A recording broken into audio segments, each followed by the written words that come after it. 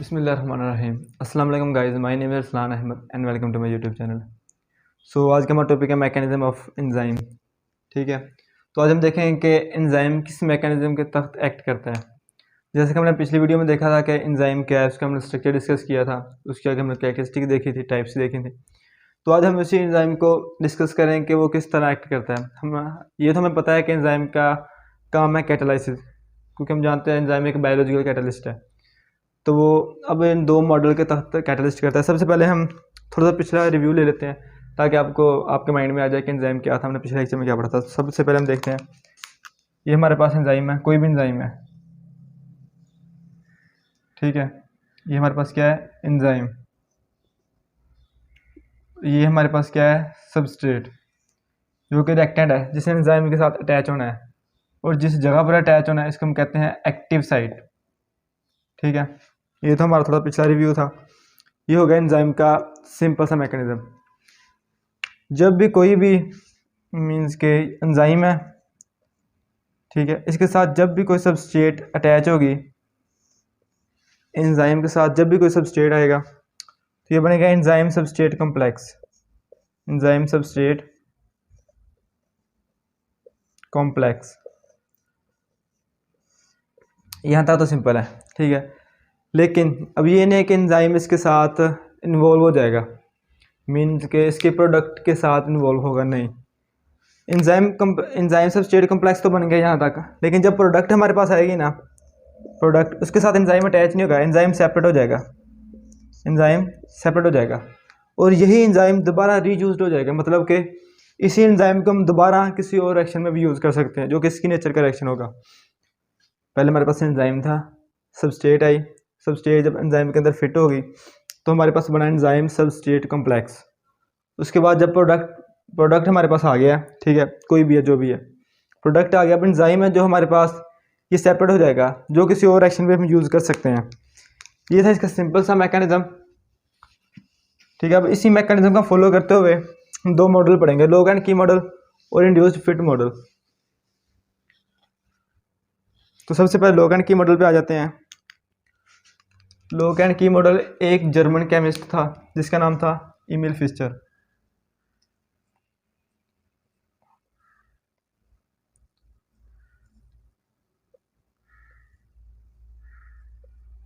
Emil Fisher, इसने log and की model के दिया और इसकी डेट थी 1894। अब कुछ बुक्स पे लिखा हुआ है 1899 और कुछ जगह 1894 भी लिखा हुआ है। तो सो में भी 1894 के हद तक करेक्ट है, काफ़ी जगह मैंने देखा है। तो एक साइंटिस्ट था, जर्मन केमिस्ट था, इमिल फिशर उसका नाम था, और उसने 1894 में लॉग एंड की मॉडल दिया था। और जो इंड्यूस्ड फिट मॉडल था, ये एक साइंटिस्ट था जिसका नाम था कोशलैंड।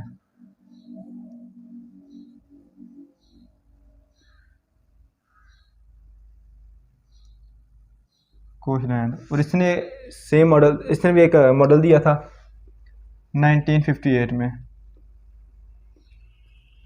ठीक है, अब यहाँ तक हमें समझ आ गई कि दो साइंसदान थे, उन्होंने इसी स्टेट में अपने अपने मॉडल दिए थे। अब इन्होंने क्या कहा था, अब वो हम डिस्कस करेंगे। तो जो लॉग एंड की मॉडल में इमिल फिशर ने कहा था, उसने कहा था कि जो हमारे पास एक्टिव साइड होती है ना, जो हमने एक्टिव साइड की बात की थी जहाँ सबस्ट्रेट अटैच होगी, उसने कहा था वो रिजिड होती है, रिजिड एक्टिव साइड। इनकी जो एक्टिव साइड होगी एंजाइम की, वो रिजिड होगी, रिजिड एक्टिव साइट। लेकिन जो इंड्यूस्ड फिट मॉडल था उसने इसी को उल्ट कहा कि जो एक्टिव साइट होगी वो रिजिड नहीं होगी, वो फ्लेक्सिबल होगी। फ्लेक्सिबल,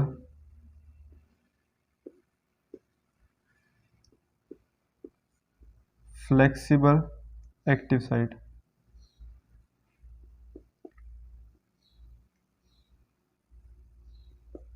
अब हम इनकी ना एक दफ़ा डायग्राम देख लेते हैं। ठीक है, तो हम एक एंजाइम ले लेते हैं, इधर कोई भी एंजाइम है। ठीक है,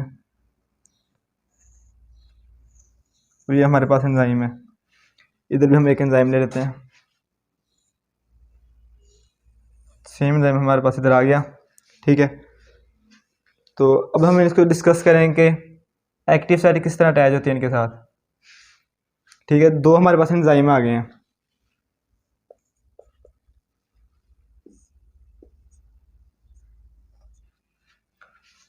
अब जो लॉक एंड की मॉडल और एक था induced fit model.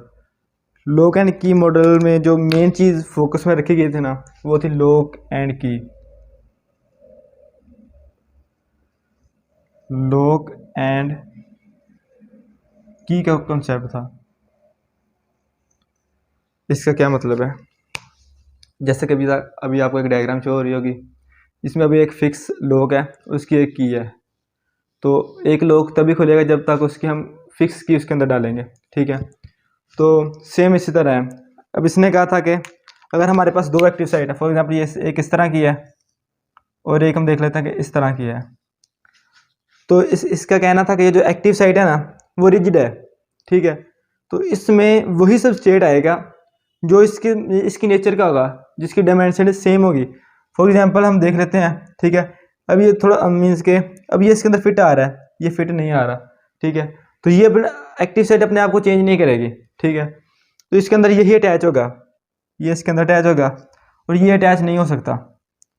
For example हमारे अंदर अब एंजाइम के अंदर ये अटैच हो गया है,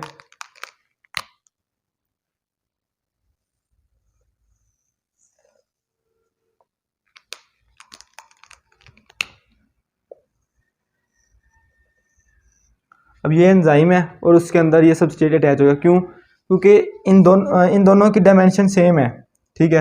अब एक्टिव साइट अपने आप को चेंज नहीं करेगी। अब ऐसा नहीं होगा कि ये इसके साथ आकर अटैच हो जाए, नहीं, क्योंकि वो डिफरेंट है। लेकिन जो इंड्यूस्ड फिट मॉडल में कोशलैंड ने कहा था, उसने कहा था कि कोई भी एक्टिव साइट हो, वो इस शेप की हो या इस शेप की हो, या इस शेप की हो, मीन कोई भी शेप हो, ठीक है, वो एंजाइम के अंदर अटैच हो सकती है। क्यों? इसने तो कहा था कुछ एक्टिव साइड होती है वो रिजिड होती है, हार्ड होती है, लेकिन इधर क्या था, एक्टिव साइड फ्लेक्सिबल होती है। अब वो फ्लेक्सिबल है, अब उसके साथ ये सब स्टेट भी अटैच हो सकता है, ये भी अटैच हो सकता है। क्यों? क्योंकि वो फिक्स है। ये तो हमने देख लिया ना इधर कैसे अटैच होता है। अब हाँ, आगे देख लेते हैं कि ये कैसे अटैच होगा। फॉर एग्जाम्पल ये हमारे पास वही एंजाइम है,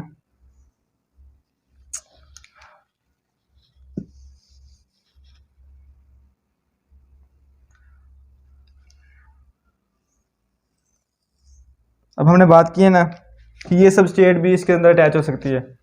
फॉर एग्जाम्पल यही हम देख लेते हैं,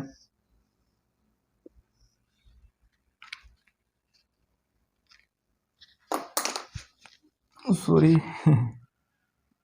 तो ये भी इसके अंदर अटैच हो गया है। अब दोबारा गौर से देखिए, हुआ गया है, दो एंजाइम है, दोनों की एक्टिव साइट है, ठीक है। अब इसकी रिजिड है, ये अपने आप को चेंज नहीं करेगी, लेकिन ये अपने आप को चेंज कर सकती है। क्यों? क्योंकि इसने कहा था कि लॉक एंड की, एक स्पेसिफिक लॉक ही एक स्पेसिफिक की ही एक स्पेसिफिक लॉक को ओपन कर सकती है। लेकिन इसने जो एग्जांपल ली थी, इसने ग्लव्स ली थी, मीन ग्लव्स इन हैंड,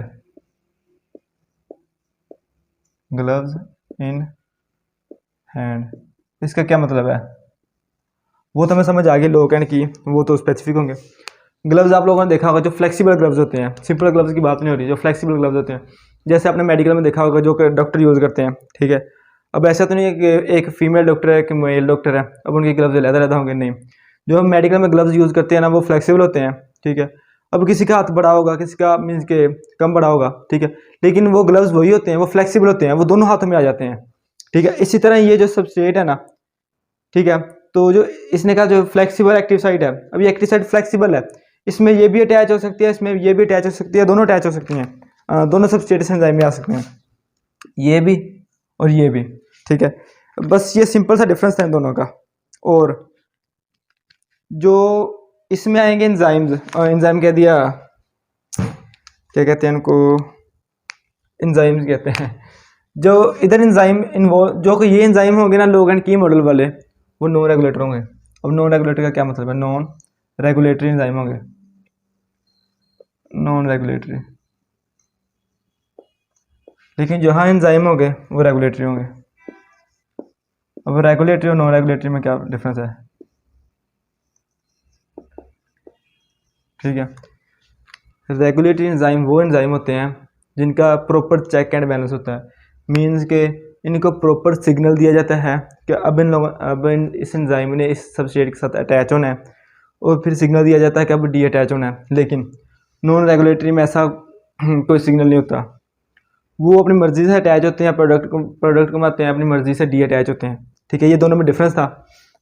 और इसके अलावा आपको एक डायग्राम शो हो रही जिस इंड्यूस फिट मॉडल की, तो वहाँ पर आप देख सकते हैं कि जो एक्टिव साइड है वो फ्लेक्सिबल है। अब उसमें जो सबस्ट्रेट है ना, तब आप एक्टिव साइड अपने आप को उस तरह का कर लेती है जिस तरह का सबस्ट्रेट होता है, लेकिन लोगन की मॉडल में ऐसा कुछ नहीं है। ठीक है, ये सिंपल सा मैकेनिज्म था एंजाइम एक्शन का। होप आप लोगों को समझ आ गया होगा। ठीक है, तो मिलते हैं किसी नई वीडियो में किसी नए लेक्चर के साथ। तब तक अपना ख्याल रखें। अल्लाह हाफिज़।